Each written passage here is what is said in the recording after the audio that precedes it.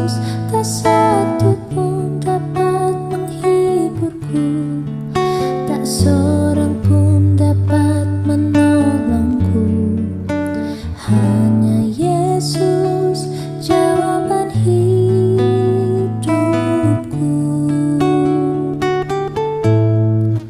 Bersama Dia hatiku damai, walau dalam lembah kekelaman. Bersama Dia hatiku tenang, walau hidup penuh tantangan. Tak satu pun dapat menghiburku, tak seorang pun dapat menolongku. Hanya Yesus jawaban hidupku.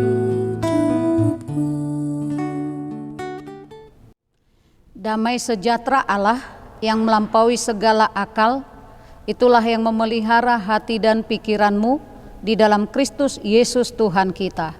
Amin.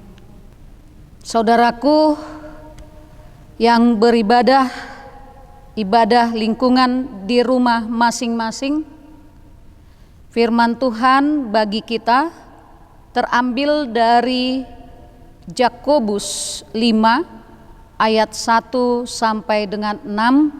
Demikian firman Tuhan.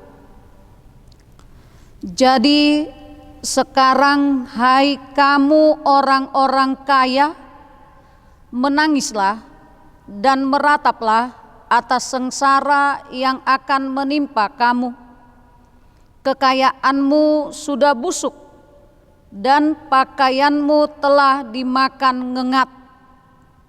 Emas dan perakmu sudah berkarat, dan karatnya akan menjadi kesaksian terhadap kamu dan akan memakan dagingmu seperti api. Kamu telah mengumpulkan harta pada hari-hari yang sedang berakhir. Sesungguhnya telah terdengar teriakan besar, karena upah yang kamu tahan dari buruh yang telah menuai hasil ladangmu dan telah sampai ke telinga Tuhan semesta alam keluhan mereka yang menyabit panenmu. Dalam kemewahan kamu telah hidup dan berfoya-foya di bumi. Kamu telah memuaskan harimu sama seperti pada hari penyembelihan. Kamu telah menghukum, bahkan membunuh orang yang benar, dan ia tidak dapat melawan kamu. Demikian firman Tuhan. Saudaraku yang terkasih di dalam Kristus Yesus Tuhan kita, mencari dan menggunakan harta dengan benar. Pertanyaannya adalah, salahkah orang Kristen bekerja dan rajin dan kemudian menjadi kaya?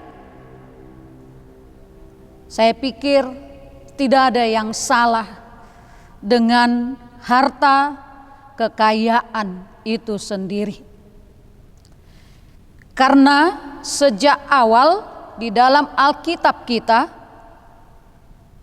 manusia sudah diperintahkan untuk bekerja dan rajin selalu. Lalu apa yang menjadi masalah? Lalu apa yang salah dalam mencari kekayaan? Yang pertama yang salah adalah mengutamakan mencari kekayaan daripada Tuhan. Yang kedua adalah menghalalkan semua cara agar menjadi kaya. Dan ternyata Alkitab kita mengatakan tentang kaya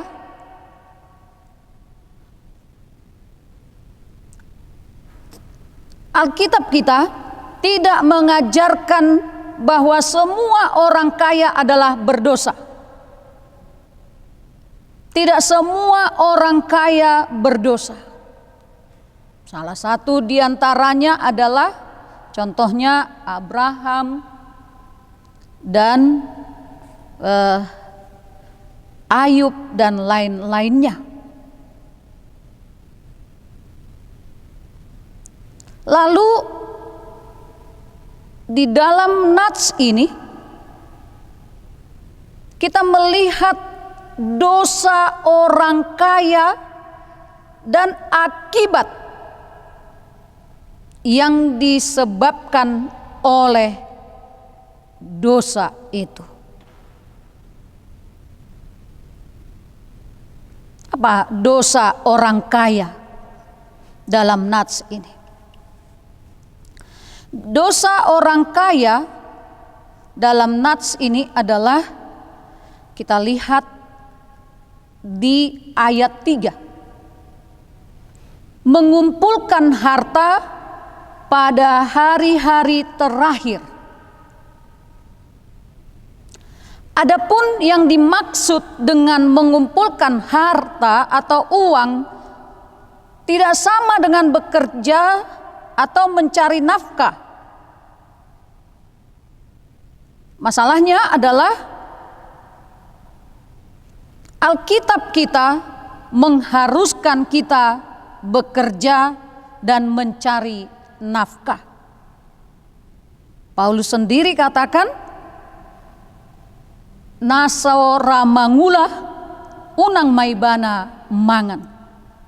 Berarti harus bekerja untuk mencari nafkah. Jadi bukan dosa. Bahkan kalau kita bekerja untuk mengumpulkan uang untuk tujuan tertentu yang bisa kita pertanggungjawabkan di dalam kehidupan kita, seperti contohnya ingin membeli rumah, ingin membeli mobil dan lain sebagainya, itu tidak bisa kita salahkan. Tapi yang dikatakan oleh Yakobus dalam hal ini adalah orang yang mengumpulkan harta atau uang demi harta itu sendiri. Jadi harta itu adalah tujuan akhir orang itu. Inilah juga yang disebut dengan cinta uang. Paulus katakan, akar dari segala kejahatan adalah cinta uang. Jadi dalam hal ini cinta uang atau harta adalah dosa. Adapun yang dimaksudkan dengan harta belum tentu hanya berbentuk uang. Contohnya dalam ayat 2 sampai ayat 3 ada kata-kata busuk, berkarat, dan lapuk.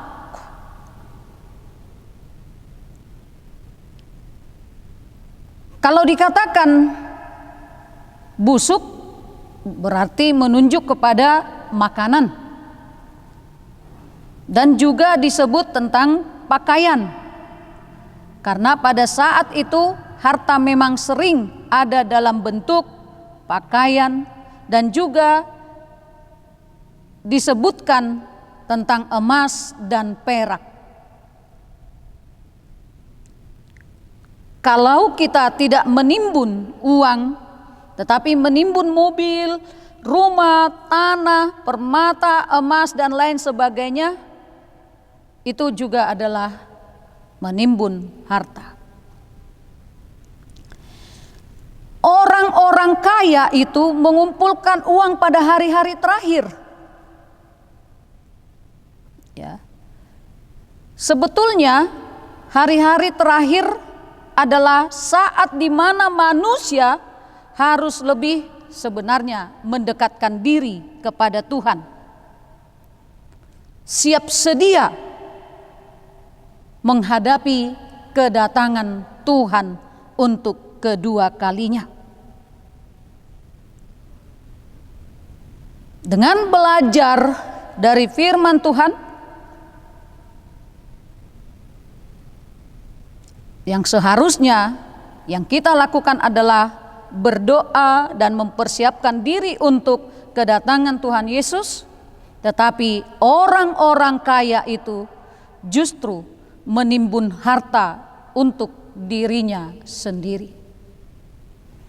Jika kita ingat orang kaya yang pada saat itu menimbun hartanya, lalu Yesus katakan pada saat itu juga dia mati, jadi hartanya sia-sia.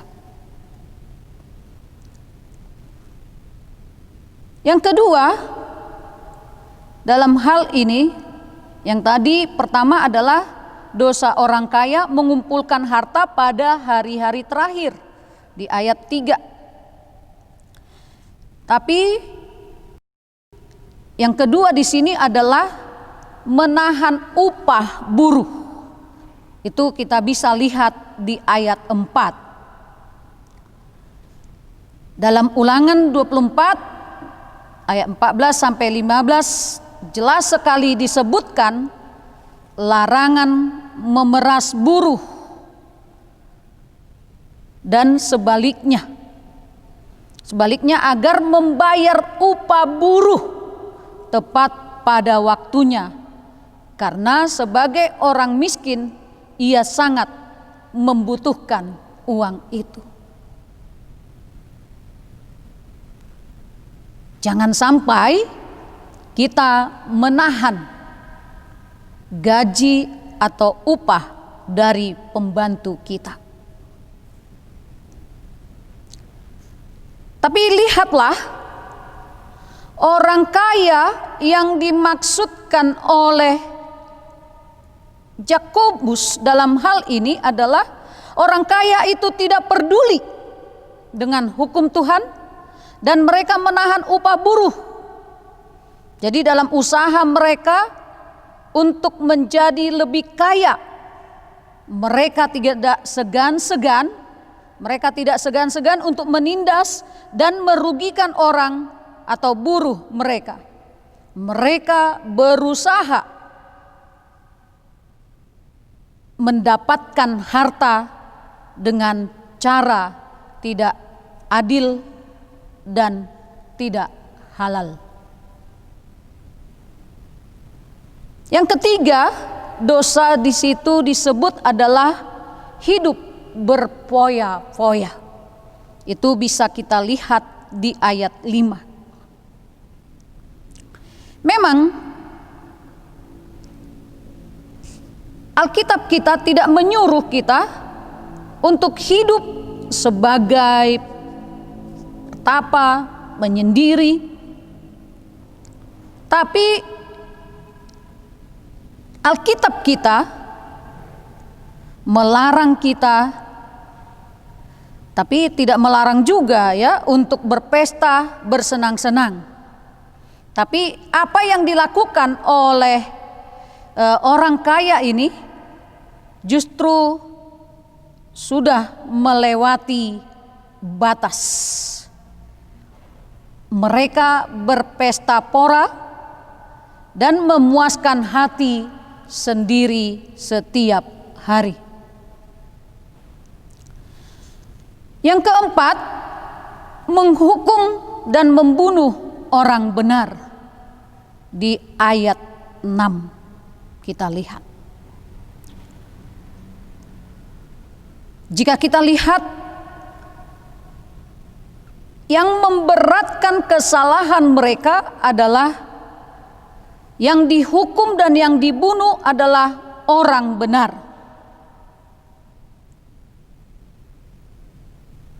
Tentang siapa orang benar itu tidak disebutkan. Tapi jika kita perhatikan sebelum-sebelumnya, Yohanes Pembaptis dibunuh,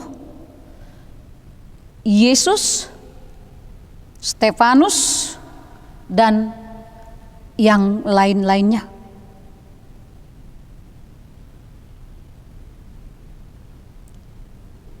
Yang dibunuh juga adalah tidak melawan.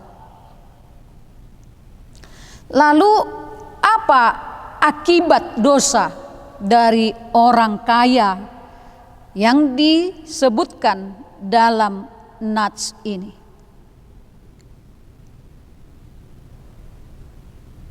Yaitu memberi kesengsaraan kepada orang-orang kaya itu. Kesengsaraan akan mereka alami jika mereka tidak bertobat. Dan jika kita lihat di ayat 1 itu sangat jelas nuansa kesengsaraan yang mereka alami bukan saja nanti setelah kematian, tapi juga di dalam hidup mereka. Ini ada banyak, ya, boleh contoh atau kesaksian tentang hal ini. Sepertinya selama di dunia tidak ada mengalami kedamaian, kegelisahan, stres karena pekerjaan dan penyakit dan yang lain-lainnya.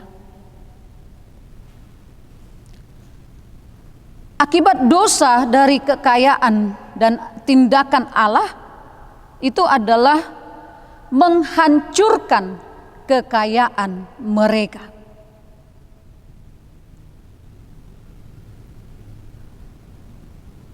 Kekayaan dan anak-anak Daud, anak-anak Ayub dalam satu hari bisa hancur. Kata-kata busuk, ngengat, karat menunjukkan bahwa Allah bisa menghancurkan kekayaan mereka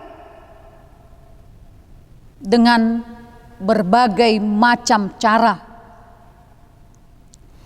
Juga dapat berarti bahwa semua kekayaan itu sifatnya fana, tidak kekal.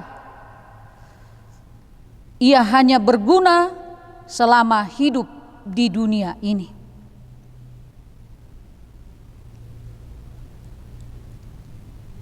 Saudaraku yang dikasihi Tuhan Yesus,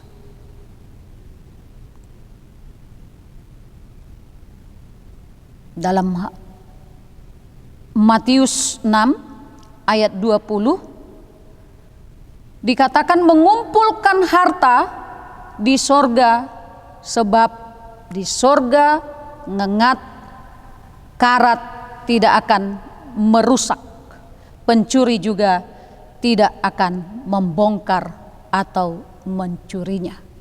Itulah jika kita mengumpulkan harta di sorga kelak.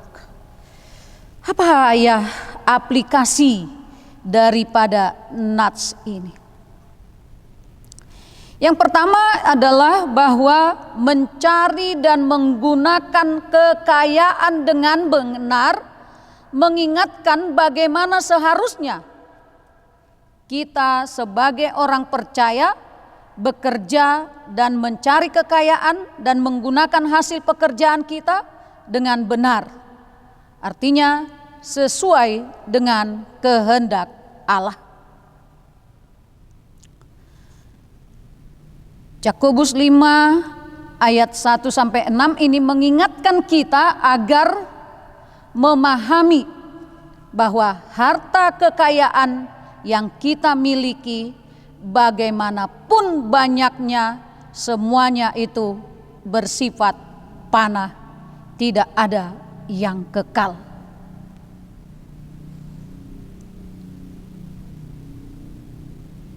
Yang kedua adalah jangan menjadi sombong dan terlebih semena-mena terhadap sesama manusia atau orang miskin atau yang tidak punya apa-apa. Yang ketiga, tidak hanya mementingkan diri sendiri dengan hidup berpoya-poya, prinsip semakin banyak diberi, semakin banyak dituntut tanggung jawab. Artinya di situ adalah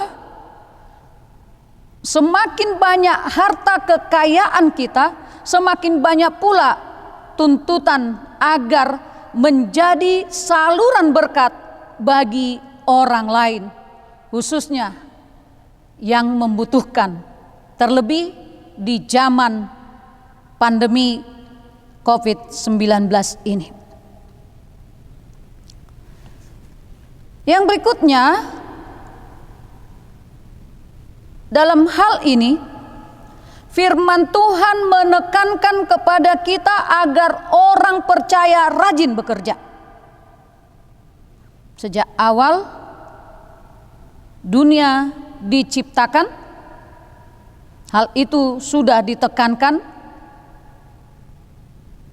Manusia diciptakan Allah, diberi mandat dan tugas di samping menaklukkan dan menguasai bumi, juga menguasai, mengusahakan dan memelihara Taman Eden.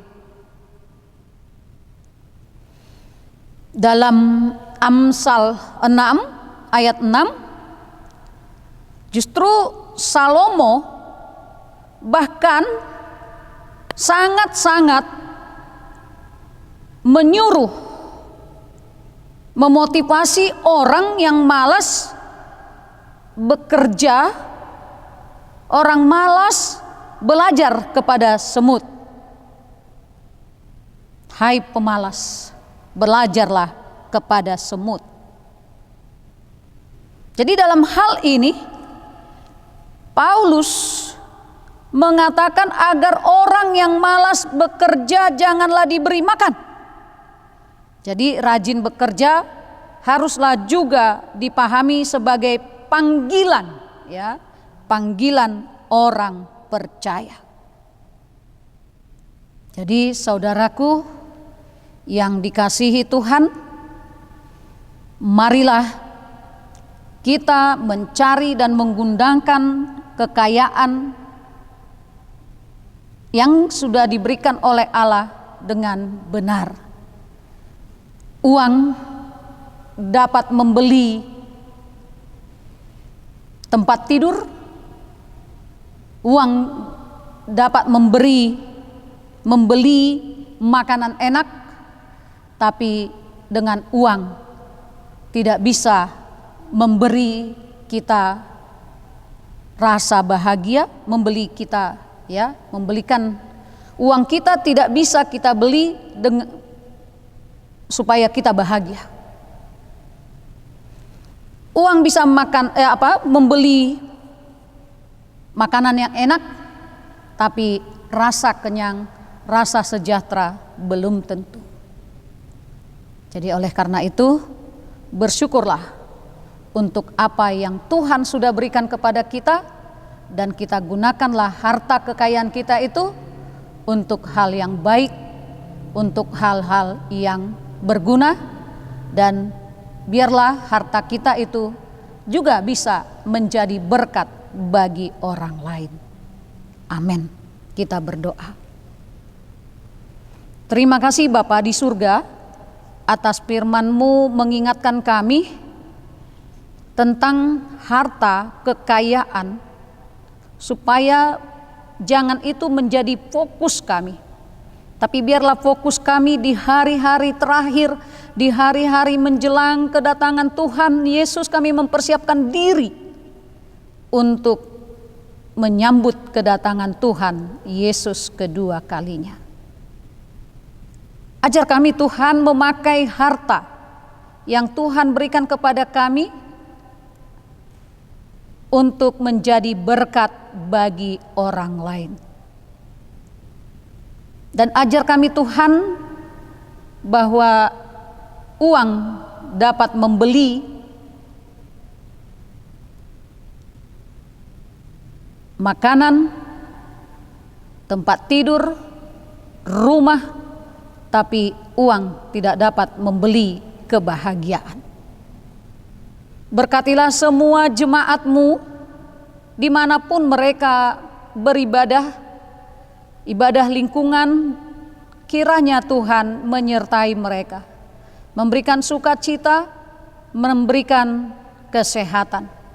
Jauhkan dari kami sakit penyakit, tapi biarlah kami tetap bersyukur di dalam kehidupan kami ini.